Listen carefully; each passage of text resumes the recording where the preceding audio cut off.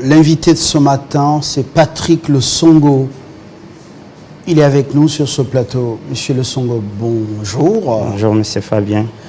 Vous êtes professeur à l'UPN. Votre domaine sont les relations internationales. Avec vous ce matin, nous abordons le volet diplomatique. L'action diplomatique congolaise, on sent que le président est seul. On ne sent pas nos missions diplomatiques l'accompagner, continuer, relayer, faire les suivis de ce qu'il fait. Lui, il est incisif. Le diplomate, apparemment, des moines, des monastères. Quel est votre regard, personnellement, objectivement? Il y a un grand travail qui se fait au niveau des multiples périples diplomatiques du chef de l'État en termes de poser clairement les problèmes, avec des mots clairs afin que l'opinion internationale puisse comprendre ce qui se passe aujourd'hui au Congo et ce qui se passe entre notre voisin, le Rwanda. Mais le travail du président de la République nécessitait une certaine redéfinition de notre politique étrangère, de notre diplomatie, pour que la voix du président de la République ne soit pas simplement un simple discours et des simples interviews, mais que ça soit aujourd'hui défini en termes de politique, en termes des orientations diplomatiques, en termes des revendications géopolitiques et géostratégiques, parce que aussi longtemps que nous n'arrivons pas à très bien définir cette façon de voir les choses en termes de politique, en termes des orientations diplomatiques, le président s'est retrouvé, comme vous venez de le dire, comme si isolé. Or, il donne le ton. Non, pas alors, isolé. Isolé seul au front. Avec une sorte, avec des troupes diplomatiquement qui ne comprennent pas que c'est le président incisif, mais eux, ils restent dans cette diplomatie de bureau, diplomatie pour la diplomatie. Oui, le problème n'est pas de dire qu'ils ne comprennent pas. Non, le problème, c'est peut-être de dire est-ce qu'ils ont reçu des orientations. Et aujourd'hui, quand je dis le président se retrouverait... Qui doit donner les orientations? L'administration centrale de la diplomatie. Quand le chef prend une position, les autres doivent maintenant réfléchir et définir cela en termes des orientations diplomatiques et informer. Ce n'est pas une affaire de la politique diplomatique, il n'est pas question de l'administration diplomatique. Non, lorsqu'on parle de l'administration centrale de notre diplomatie, nous prenons les affaires étrangères pas simplement comme un ministère, mais comme les cœurs qui pensent la diplomatie de l'État. Or, la diplomatie étant un instrument de la politique étrangère d'un État, cela devrait maintenant revenir à ceux qui ont la responsabilité de concevoir et de définir cette politique étrangère, de donner de nouvelles orientations. Parce que aujourd'hui, maintenant, il y a un problème. En lieu et place d'une diplomatie très bien réfléchie, très bien pensée, nous assistons à une communication externe.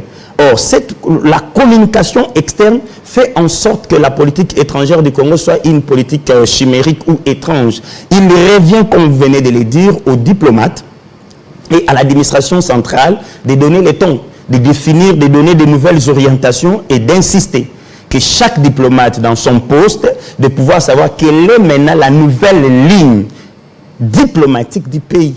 Et c'est un peu ça. Le président est là, il y a un vice-premier ministre en charge des affaires étrangères. Oui. Le président est un ambassadeur itinérant. Oui. Il a un conseiller diplomatique, en principe. Est-ce que ce n'est pas automatique? Est-ce qu'il faut attendre de Kinshasa de nouvelles orientations quand on sait que, par exemple, à New York, le discours du chef lors de la dernière Assemblée générale de l'ONU, il a été incisif. Il n'a même pas porté des gants pour doiter Kagame comme le cerveau moteur de la déstabilisation des Grands Lacs. Et ailleurs, il le fait. Alors, le diplomate comme professeur Nzongola, je quitte un peu les éditoriums des universités, je reste dans la diplomatie. Monsieur Nzongola, ambassadeur ou notre chef de mission auprès de l'ONU, il doit attendre que le Tundula ou le secrétaire général ici lui donne, lui définisse ce qu'il doit aller faire, ce qu'il doit dire, ou il va rester incisif sur le plan diplomatique pour accompagner le discours du chef. La question est à répondre à des niveaux. La diplomatie, quand le chef parle, quand le chef donne des orientations, ceux qui sont derrière lui, ils ont la responsabilité de réfléchir là-dessus et de couler cela en termes de politique. Pourquoi? Parce que si, au niveau des Nations Unies, celui qui représente les pays suit la logique du chef, et que celui qui est peut-être à Bruxelles auprès de l'Union européenne a une autre logique, nous aurons une diplomatie un peu disparate. Quand je parle, ça doit être pensé, défini, concis. C'est pour que celui qui est à l'Union africaine, que celui qui est au niveau de New York, que celui qui est à Bruxelles, que le ton soit les mêmes, que les langages soient les mêmes et que l'objectif poursuivi soit aussi les mêmes. Parce que le problème, c'est quoi? La conception d'une politique étrangère a toujours comme finalité la définition d'une vision de puissance. Et dans le cadre du Congo aujourd'hui, le président même l'avait dit une fois dans son discours en Allemagne, il veut faire du Congo une puissance. Or, le Congo l'a été déjà. La politique ou le souci de M. Tshisekedi d'aujourd'hui, c'est de revendiquer des nouveaux rôles géopolitiques, des nouveaux rôles géostratégiques, et pour que nous puissions jouer les rôles qui est le nôtre naturellement, tenant compte de notre vocation géopolitique. Maintenant, en ce moment-là, nous devons différencier la politique étrangère, la diplomatie, avec de la communication externe. Lorsqu'on communique, on doit savoir que toute communication externe n'est pas nécessairement faire de la diplomatie. On doit savoir que toute communication externe ne relève pas nécessairement d'une orientation de la politique étrangère. On doit savoir aujourd'hui, parce que le président a défini même les axes et le front. Il y a le front diplomatique et il y a nos militaires qui sont sur le terrain. Mais on doit savoir maintenant, sur le plan diplomatique, quel est le message? Au-delà du message, quels sont les paramètres que nous voulons changer, nous voulons transformer? Est-ce qu'il y a-t-il nécessité comme de changer les narratifs diplomatiques, amener, être présent là où les autres nous acquisent et que nous puissions venir avec un autre discours? Parce que vous prenez peut-être les derniers sommets même de Davos, ces grandes messes diplomatiques internationales, le Congo était souvent absent. Et M. Tshisekedi aujourd'hui a changé la donne en étant présent et en posant les problèmes. Quand bien même que les autres pourront nous donner l'impression de ne pas écouter et que cela ne produit pas encore ses effets comme il se doit, mais ce qui est sûr aujourd'hui, le jet de l'ennemi n'est plus caché. Je voudrais que vous puissiez nous sortir des termes savants et des théories qui risquent de nous plonger dans les nuages. Communication externe, ce que le président Tshisekedi fait à l'extérieur, c'est la communication externe ou c'est sa vision diplomatique qu'il est en train de mettre en œuvre? C'est à la fois sa vision diplomatique et de la communication externe. Voyez, parce qu'une vision doit être pensée, définie et se servir d'un outil pour la matérialiser. La diplomatie n'est pas une vision. La diplomatie, c'est un instrument de la politique étrangère. On doit maintenant se poser la question. Parce qu'en termes de politique étrangère, il y a aussi des volets. Il y a les grandes orientations, les grands axes de la politique étrangère d'un État. Il y a aussi les grands axes et les grandes orientations de la politique étrangère de celui qui dirigeait l'État. Voilà. Je sens que là, sachez que tous ceux qui nous suivent ce matin ne sont pas des étudiants dans un éditorium en train d'écouter les théories. Non, ce ne sont pas des théories. Je reviens à vous. Je reviens à vous. Oui. Nous allons être plus dans la praxis. Oui. Il est 10h04, plutôt 2 minutes à Kinshasa. C'est donc le temps pour nous de prendre la dernière livraison de l'actualité en Afrique, dans le monde et au Congo. Chamala, rebonjour. Bonjour Fabien Bala. Place à l'actualité.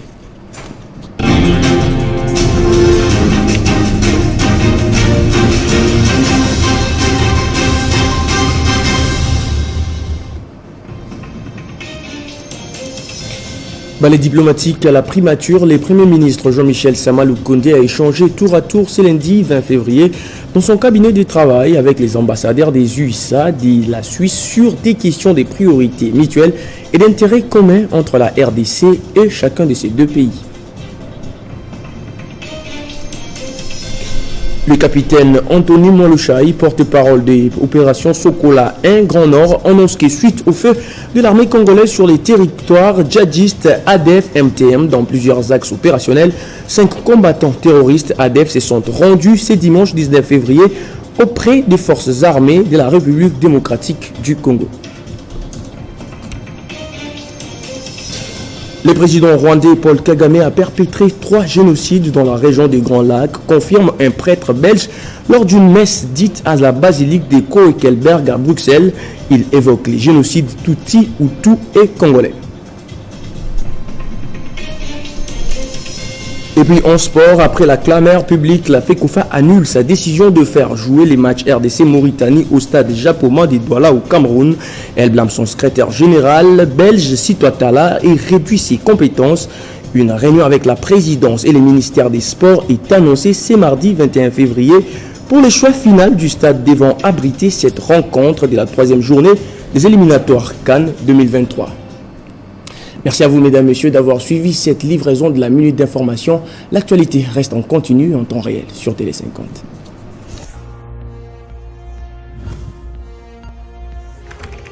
L'actualité reste en continu.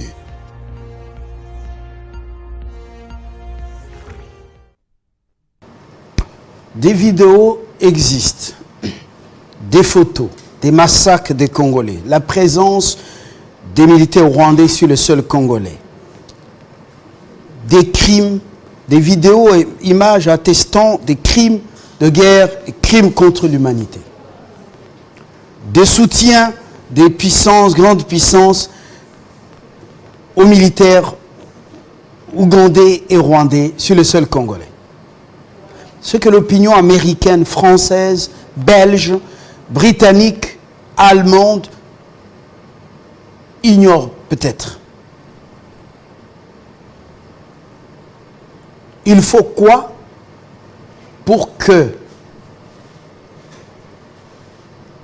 l'ambassadeur Ngandou à Addis Abeba, triplement ambassadeur auprès de l'État éthiopien, auprès de l'Union africaine et en même temps représentant du Congo à la Commission économique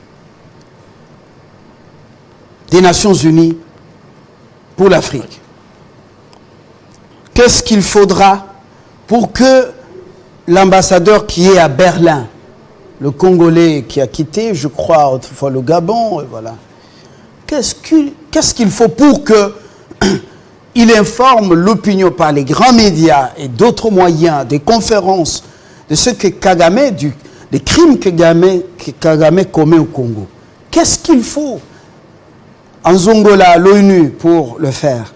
Qu'est-ce qu'il faut à Isabelle Tchombe à Paris pour le faire? Qu'est-ce qu'il faut à Madame, malgré le poids de son âge, qui est à Washington, qui a remplacé Balumwina? Qu'est-ce qu'il lui faut pour le faire dans New York Times, Washington Post, CNN et tout ça, informer l'opinion américaine?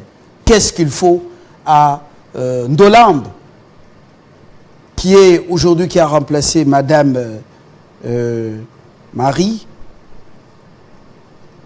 à Londres? Qu'est-ce qu'il lui faut pour informer l'opinion britannique? Ça demande quoi? Des théories d'université? Ça demande un syllabus conçu aux affaires étrangères? Ça demande quoi? Monsieur Fabien, vous devez savoir que la diplomatie exige de l'intelligence, la diplomatie exige des moyens la diplomatie exige aussi des stratégies. Et en ce qui concerne l'adversaire qui est en face de nous, il y a longtemps, l'adversaire était méticulé, il avait beaucoup de stratégies pour mal vendre l'image de notre pays. Il n'est pas simplement question aujourd'hui que les grands journaux internationaux relaient l'opinion de la RDC. Il est d'abord question, avons-nous les moyens de notre diplomatie? Avons-nous, est-ce que le Congolais... Est-ce que vous ne posez pas les têtes, donc l'intelligence, il y en a.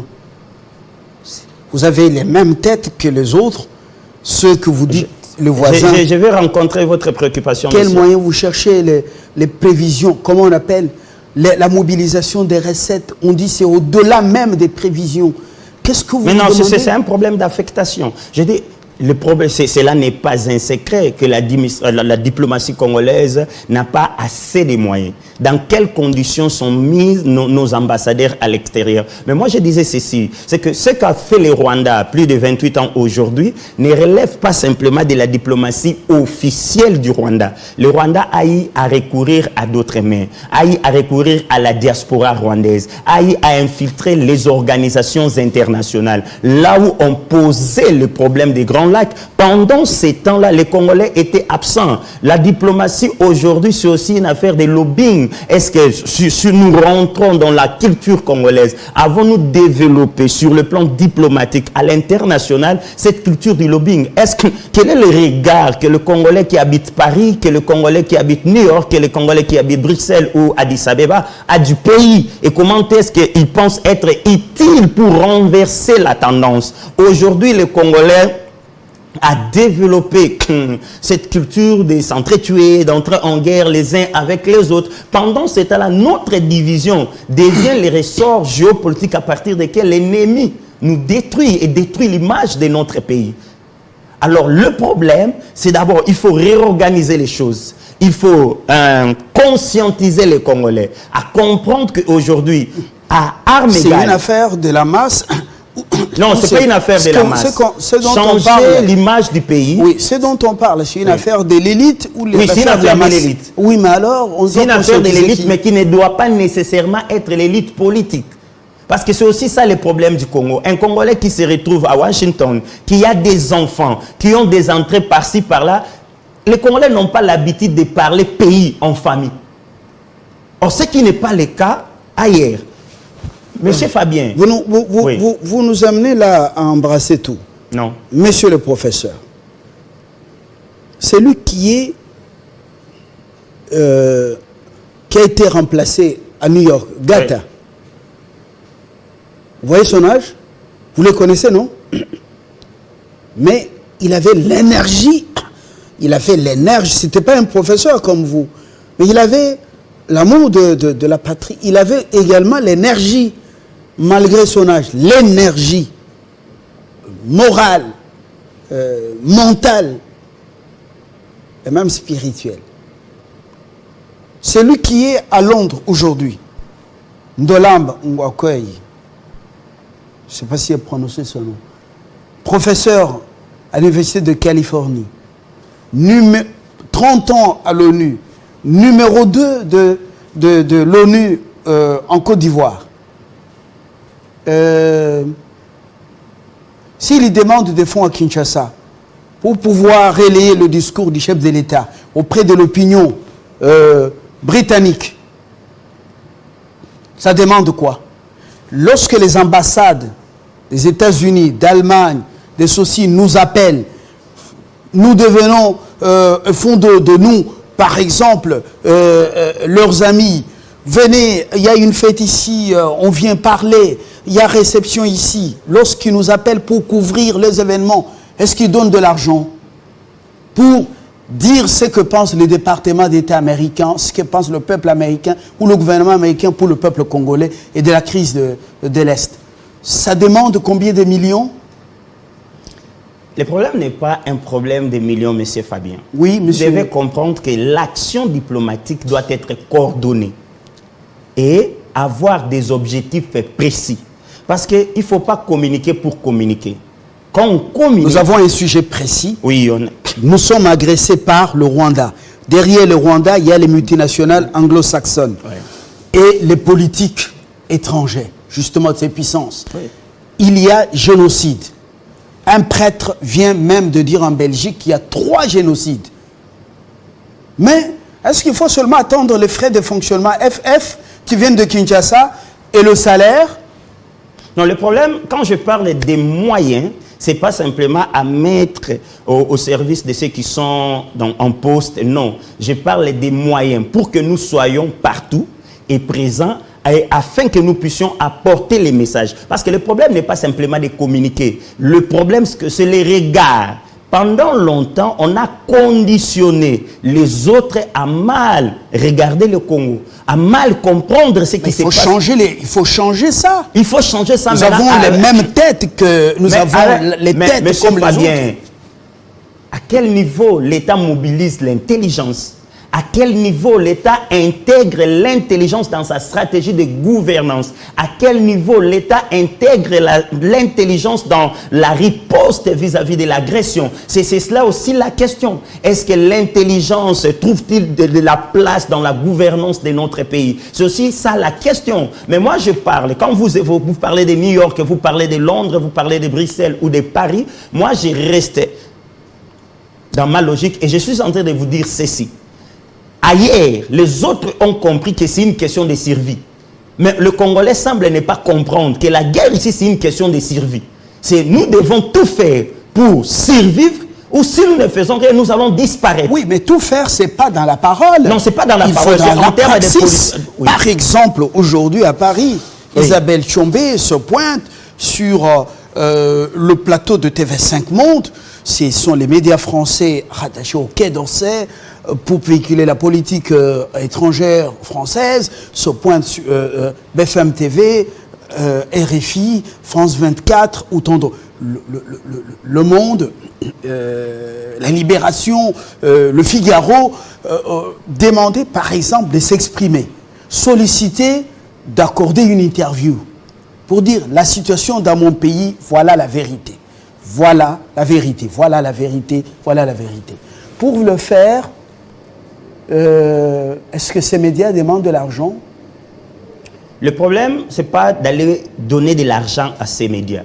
Mais vous devez aussi savoir que ces médias dépendent des lignes diplomatiques, politiques de leurs États. Il y a des fois... Mais ce sont des médias qui prennent aussi d'autres sons des cloches. Qui prennent d'autres sons des cloches. Mais le problème, c'est que les traitements de l'information, il y a des fois, quand vous allez à l'encontre de ce qu'eux défendent, je vous donne un exemple. Quand vous suivez d'autres médias, au regard de ce qui se passe entre l'Ukraine et la Russie, et vous suivez les médias occidentaux, vous allez vous rendre compte que l'information n'est pas traitée de la même manière. Vous avez dit qu'il faut être présent, non? Il faut être présent. La politique de la chaise vide ne paye pas. Ah, oui, mais nous commençons à être là. Deuxième vice-président de l'Union africaine, premier vice-président de l'Union africaine, président de l'Union africaine. Nous présidons la SADC. Ouais. Nous présidons, je crois, la CEAC aussi. L'année prochaine, nous serons au Conseil de sécurité comme membre non permanent, avec aussi la chance de diriger le Conseil de sécurité, de présider ça pendant un mois. Nous venons de prendre le contrôle, l'organe de contrôle des maladies partout en Afrique, par le professeur Kasseya. Vous dites, on est absent ou là? Alors, on est là, mais nos ambassadeurs sont, eux, absents. Monsieur Fabien, il existe ce qu'on appelle en diplomatie présence-absence. Ici, je parle de la capitalisation de notre présence. Je parle de la visibilité que nous donnons à cette présence. Je parle de l'ambition qui anime cette présence. Parce que vous devez aussi savoir, quelle est l'ambition aujourd'hui du Congo? Quelle est l'ambition? Et quand tout ce que vous venez de citer, c'est juste une volonté. Maintenant, cette volonté du président de la République, cette volonté de redynamiser les choses, doit être accompagnée, que le Congolais comprenne, que l'élite au pouvoir comprenne qu'il faut créer des lobbying pour faire pression. Les Rwandais ont aussi posé leurs problèmes aux décideurs du monde, aux maîtres du monde. Et nous devons... Je voulais que vous puissiez m'épargner Rwandais comme modèle et autres. Non, mais quand on doit toujours analyser en tenant compte de ce que les autres Ce n'est font. pas l'unique référence. Non, ce n'est pas l'unique référence. Le Rwanda utilise le mensonge et la ruse. Vous savez qu'il y a des étudiants rwandais qui étudient au nom de peuple congolais. On le sait, mais qu'est-ce que le gouvernement congolais en Suisse, aux États-Unis et ailleurs, vous le savez, non? On le sait. Il y a le mensonge et la ruse. Qu'est-ce que le Congo fait? Mais c'est quand on utilise une arme qui vous détruit, et tout ce que vous avez à faire, c'est de qualifier cette arme-là, c'est une arme de destruction massive, c'est aussi une faiblesse de votre part. Le problème aujourd'hui, à un certain moment, il faut utiliser les mêmes armes que l'ennemi pour contrer l'ennemi. Les Rwandais ou les autres peuples n'ont pas l'exclusivité de clochardiser, de détruire l'image et l'intégrité du territoire national congolais. On peut aussi. On peut aussi, mais moi je parle, il faut sortir de la logique des actions isolées pour coordonner les choses. À un certain moment, nous devons apprendre à être unanimes face aux intérêts supérieurs de la nation. Mais si à tout moment, le Congolais reste ces peuples divisés derrière des intérêts mesquins, ça pose problème. Voilà, bon, ceux qui sont dit, c'est pas tout le monde. Partout, il y a toujours des collabos, des traîtres, de gens qui voient les intérêts de leur nombril. Justement, ça s'est passé quand Hitler a pris Paris. Vous avez vu combien d'écrivains, combien de philosophes, des journalistes, d'hommes politiques avaient de l'admiration pour Hitler et l'ont accompagné justement pendant que De Gaulle se battait à Londres appelant le camp de la patrie à résister. Ça existe partout. Oui. On ne peut pas tomber dans une sorte de fatalisme. Maître Gims, l'artiste et musicien, le fils de Juna, Oui. a-t-il attendu une action coordonnée au niveau de l'administration diplomatique à Kinshasa pour mener une action en France, comparer Kagame à ce qu'on appelle le croix Kagame? Maintenant, combien de célébrités congolaises, combien de Congolais ont emboîté les pas? Quand je parle de la coordination de l'action, cela ne doit pas être simplement au niveau gouvernemental. En termes d'accompagnement, aujourd'hui, on a un président de la République qui a su hausser les tons et poser les problèmes en indexant même l'ennemi. Maintenant, le problème, c'est à nous. C'est comme on jette la balle dans votre camp. Et le problème, maintenant, c'est à nous de savoir accompagner, de savoir faire en sorte que nous puissions montrer aux autres peuples que nous sommes dignes d'être un peuple, nous sommes dignes et que nous méritons ces pays. Ce pays n'est pas un cadeau de qui que ce soit. Et nous nous assumons et nous voulons rester dans les limites de notre territoire national. C'est cela. À Washington, par exemple, en ce moment, nous avons notre compatriote là, Madame, le nom est parti encore. Déjà, je crois que c'est 80 ans.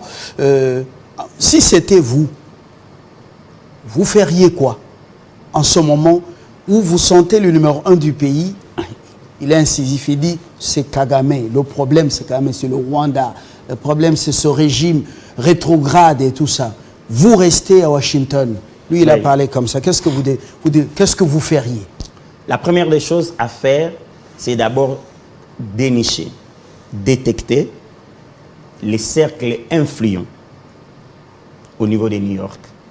Qu'est-ce qui influence soit la diplomatie américaine? Non, nous sommes à Washington, capitale fédérale. Oui. Nous avons une nouvelle ambassadrice qui a remplacé Balumou. Je vous ai compris. Oui. Okay. À votre place, que feriez-vous? Ou bien si vous étiez son conseiller, qu'est-ce que vous lui diriez?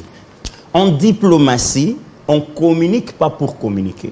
On cherche à poser les problèmes auprès des personnes attitrées, qualifiées, qui ont un pouvoir, une influence, parce que c'est aussi une question d'influence, parce que lorsqu'on parle de lobbying, c'est aussi une question d'influence, parce qu'il y a des structures qui ne sont pas des structures étatiques, mais qui régentent les relations internationales, sur base des intérêts que certaines multinationales ont, sur base des intérêts que certaines sociétés internationales ont. Ils essayent de déterminer l'agenda international dans des régions, des zones données. Alors, quand vous êtes ambassadeur et que le président de la République prend une position comme le prend aujourd'hui M. Tshisekedi, c'est de savoir d'où vient le soutien de ceux qui sont en face de nous. Et nous allons vers cela, chercher à savoir qu'est-ce qu'eux proposent.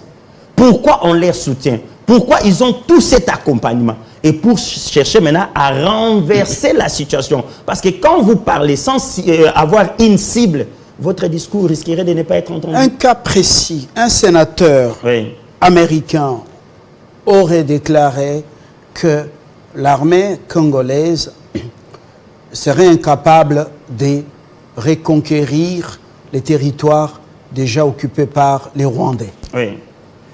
Et que par conséquent,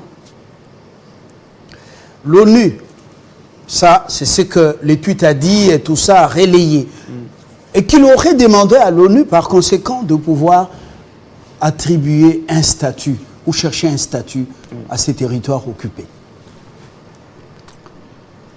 Notre ambassadrice à Londres, et plutôt à Washington, est restée dans son bureau, sans pour autant chercher à rencontrer ce sénateur.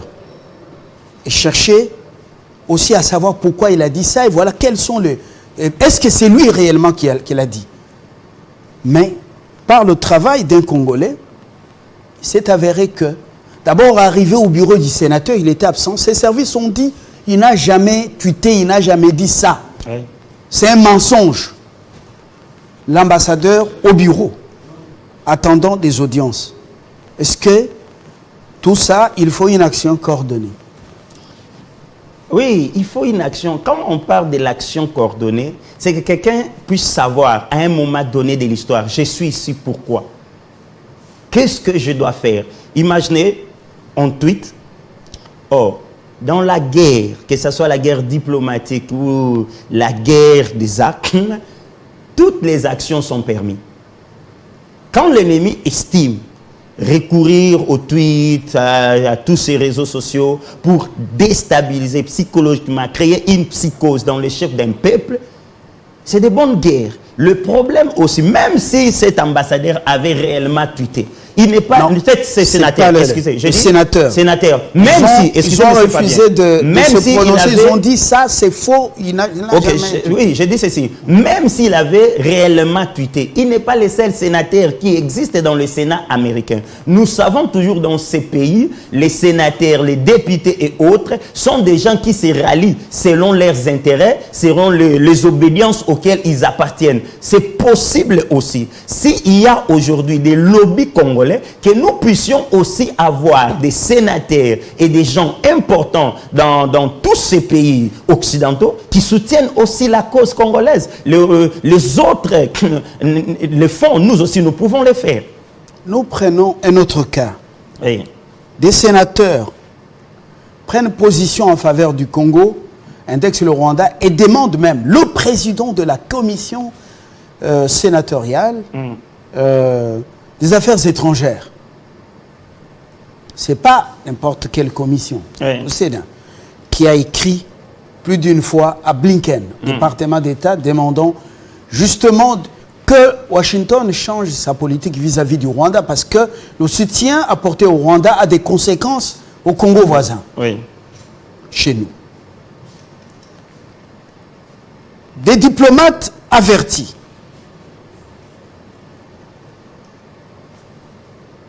Si c'était vous, que feriez-vous?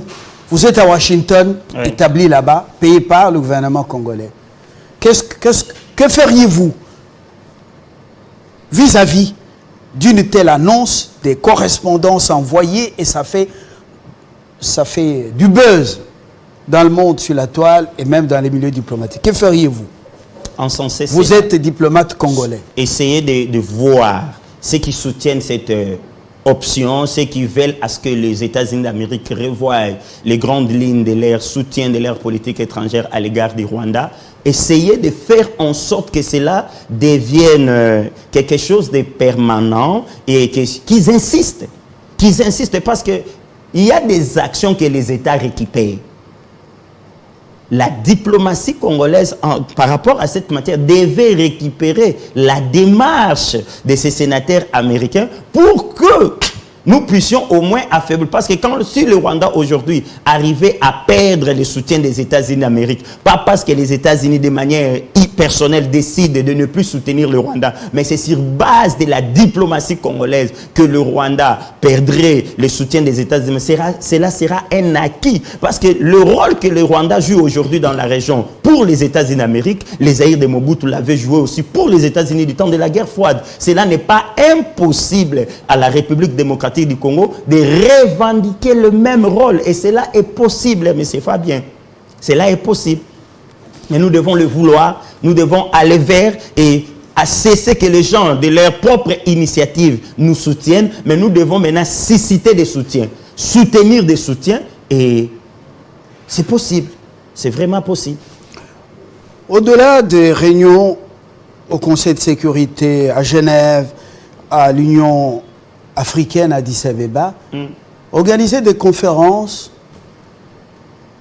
des échanges pour communiquer ce qui se passe au Congo avec ces preuves à l'appui que le Rwanda a envoyé des militaires sur notre sol. Voilà les pillages, voilà ceci, cela. Lorsqu'on se réfère aux finances à Kinshasa, ça peut demander 10 millions pour payer une salle VIP dans un 7 étoiles, 5 étoiles, par exemple dans toutes ces capitales du monde, et puis nourrir les gens et communiquer. Ça demande 10 millions, 20 millions. Non. Même 10 millions pour faire une action comme ça. Il y a un ambassadeur qui a sollicité, on ne lui a pas donné. Quand on donne 100 000 quand même à un boxeur, comment on ne peut pas justement donner des moyens pour apporter la vraie information afin de déboulonner le mensonge du Rwanda, par exemple, à l'élite américaine, française, belge, allemande, canadienne.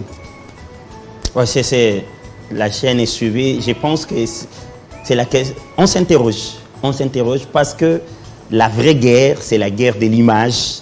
La vraie guerre, c'est permettre à ce que nous puissions faire le marketing de notre pays. La vraie guerre, c'est être là où les autres sont et en apportant une information contraire. Aussi longtemps que nous attendons que les autres, parce que quand on parle un prêtre belge, mais ce prêtre le fait de sa propre initiative. Aujourd'hui, en diplomatie, les actions isolées ne propulsent pas un État au sommet. Tout est calculé, tout est pensé, tout est défini, tout est mis en place. Les actions isolées, ça sont des actions isolées.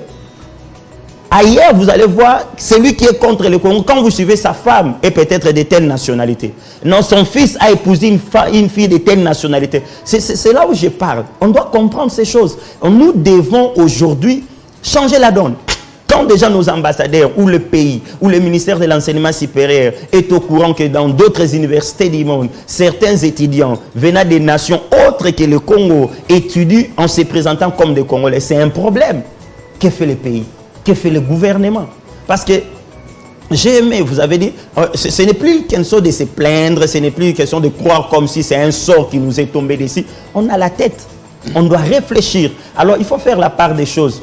Invitons l'intelligence, mettons l'intelligence au centre de l'action gouvernementale, au centre de notre existence comme peuple, et nous allons... Pour ça, il faut une conférence? Non, ce n'est pas une question de conférence. Consultation? C'est une question de volonté, c'est une question de détermination, c'est une question de savoir où nous allons. Parce que le problème, c'est quoi? Le cap doit être défini, monsieur. Voilà, on va terminer par là. En France, il y a quelques jours, un monsieur, c'est pas dans son éditorial, ou bien dans sa revue de presse, a raconté ses incohérences sur le Congo. C'est beaucoup pavané. Bon, il a présenté le Congo comme l'enfer et tout ça. Est-ce que un ambassadeur n'a pas qualité, n'a pas le droit d'aller déboulonner un mensonge raconté quand même sur son pays? Voilà. L'ambassadeur a qualité, a les droits, et c'est que ce monsieur dit va même au-delà d'un ambassadeur. En France, il y a des Congolais qui enseignent en France, il y a des Congolais qui ont des responsabilités en France. Maître Gims n'a pas entendu être ambassadeur pour qu'il puisse utiliser son art afin de dénoncer ce que Kagame fait dans notre pays et dans la région. Mais le problème aujourd'hui, c'est d'amener aussi, parce que si nous repensons les pays en termes d'intelligence, tous qui pensent que le Congo est devenu un Far West pourront comprendre que le Congo n'est pas un enfer. Il y a d'autres pays du monde qui ont connu les situations que le Congo traverse aujourd'hui et qui ont réussi à sortir la tête. Je suis vraiment heureux de l'entendre venir de vous, parce que dans une interview avec Imuntu, je vous ai senti peindre le Congo. Ah, j'ai eu, comment on appelle, j'ai été révolté. Je vous ai même écrit, du professeur, je ne comprends rien là, vous êtes défaitiste. Voilà, je vous ai écrit, non? Je vous ai senti peindre le Congo. Alors j'ai dit, on est où là? Heureusement que cela vient de vous. Dernièrement, l'ambassadeur Caballero, ambassadeur cubain, ou l'ambassadeur du Cuba à RDC, il venait de quitter le Congo pour un autre pays africain. Il doit être en Éthiopie ou dans un autre pays de la Corne d'Afrique. Caballero m'a appelé. Oui. Il m'a dit qu'il suivait sur notre chaîne un documentaire sur le Cuba. Il y avait des vérités déformées, Il m'a appelé. Nous avons échangé. Il m'a dit, voilà la vraie histoire de son pays, le Cuba. Ça a été tourné par les ennemis du Cuba, des Castro. Ouais. Il dit, il m'a appelé autour d'une tasse de café, en sa résidence, il a dit, j'ai suivi, mais on a raconté beaucoup de mensonges. Alors je me suis dit, mais pourquoi nos ambassadeurs dorment? Voilà. Aujourd'hui, nous jetons les ponts, les gens ont perdu, déjà. Les gens ont perdu le courage de défendre les pays et chacun défend son ventre. Merci beaucoup. Merci, monsieur Fabien. Losongo Patrick est professeur. Il est relationniste. Dans son domaine, on dit expert en relations internationales. Avec lui, on a abordé ce sujet de manière passionnelle, objective aussi, parce que c'est le Congo qui a des soucis maintenant à cause de ses prédateurs. L'espoir a permis. Très bonne journée. Merci beaucoup. Merci de nous avoir suivis. Excellente semaine, suite de la semaine, excellente journée.